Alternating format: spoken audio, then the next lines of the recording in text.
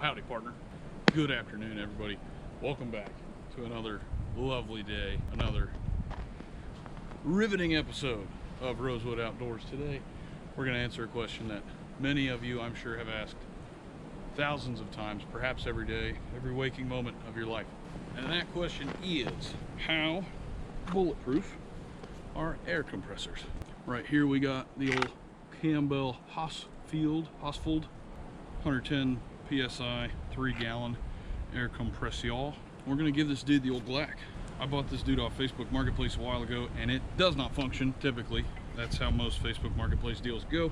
Right now she's just a test dummy, but as you can see, we got another lovely candidate back there. And that guy does function. We got the old Jenny out here. We're gonna charge her up to max pressure. And we're gonna do some science on it. We're gonna find out what happens when a 5.56 or 9mm comes ripping through that thing at 110, 120, whatever it is, PSI. It's gonna be a great day, as you can see. It's a brisk 24 degrees out here. I got the old sick looking tactical sweater on, so you just know it's gonna be good. Without further ado, I think we're gonna start with some 22. Let's see what this dude's made of.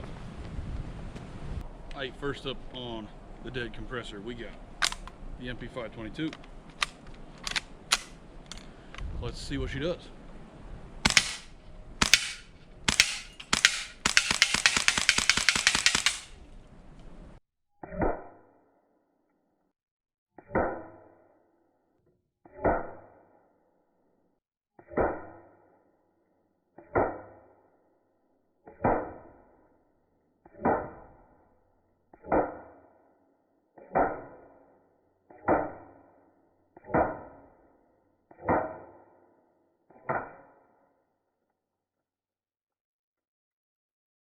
Alright, going down range to assess the damage.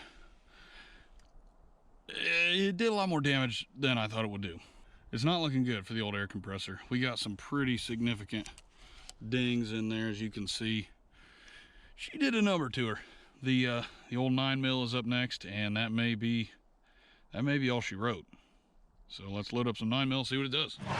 Up next on the list, we got the 9mm SBR.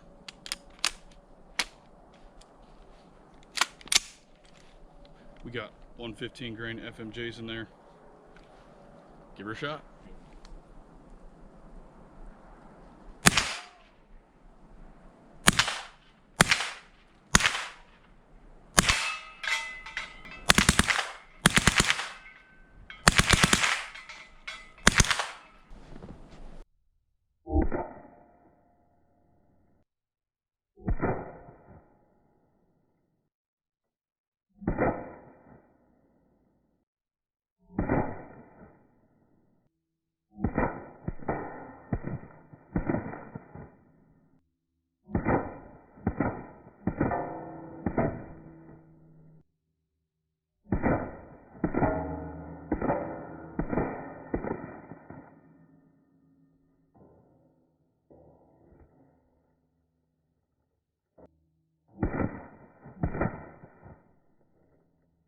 Alrighty, we got another round's worth of damage on there. And as you can see, 9mm did not go through. It did a little bit more damage than the 22s. It's a little bit deeper of a pit there, but still impressively somehow has not gone through. On to the next one. Up next, we got 45 ACP in the old 1911. I am a terrible pistol shot, so let's see how this turns out.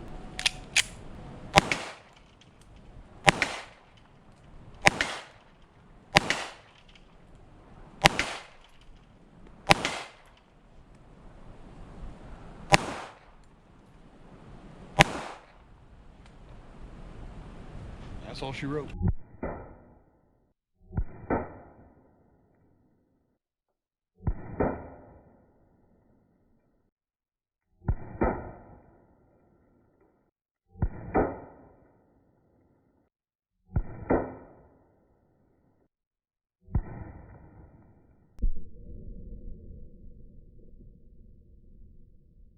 All right, you can see our 45 ACP shots there. They got that, left that little bit of copper or whatever dent in there. That does not look right. That looks like it was flying sideways. I don't think it was, but I don't know. But she did a number 2. But still has not gone through. Something just fell out. But still has not gone through.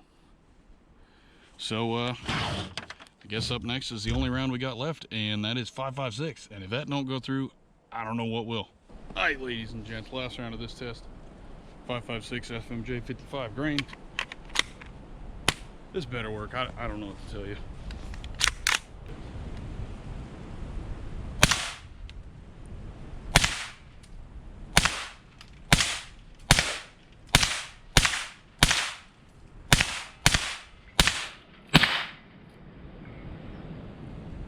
I think that did the trick.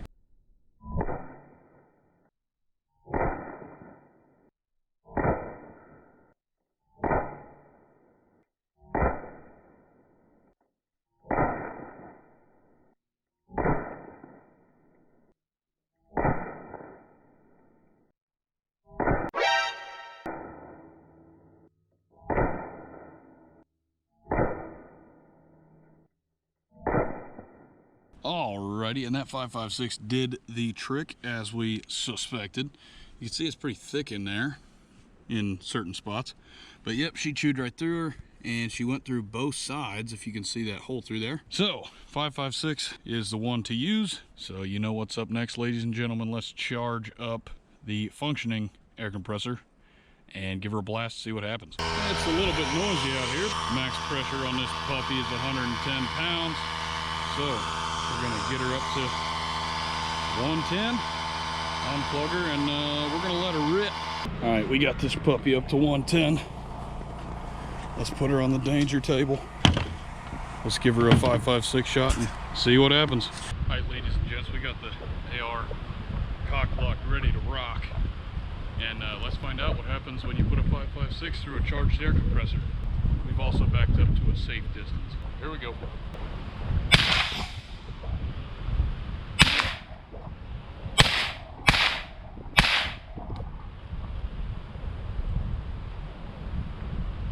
Well, that was less exciting than I thought it would be.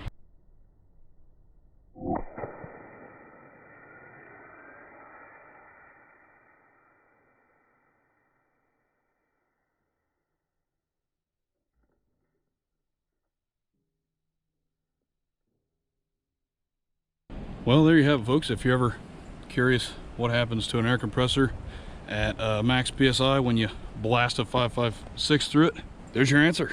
Wasn't that exciting? Kind of disappointed, not gonna lie, but regardless of disappointment, it was science nonetheless. And remember, that's what we're all about here. Strictly science, strictly scientific. So there you have it, folks. Thanks for watching. Don't shoot air compressors with 5.56 if you don't want them to explode. I guess you could shoot it with 20. No, don't do any of it. We are trained professionals here, and don't replicate anything you see on this channel at home. Thanks for watching. Subscribe for more science. See you in the next one.